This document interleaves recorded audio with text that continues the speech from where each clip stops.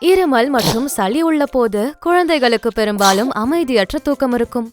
Menthol, கற்பூரம் மற்றும் செயற்கை வாசனை திரவியங்கள் போன்ற ரசாயன பொருட்களை கொண்ட வழக்கமான தைலம் போலில்லாமல் நேசோபடி தைலம் சோம்புக்கீரை, கேமமைல், லாவெண்டர், குளவி தாவரம், யூகலிப்டஸ் போன்ற பாதுகாப்பான இயற்கை பொருட்களால் தயாரிக்கப்பட்டுள்ளது.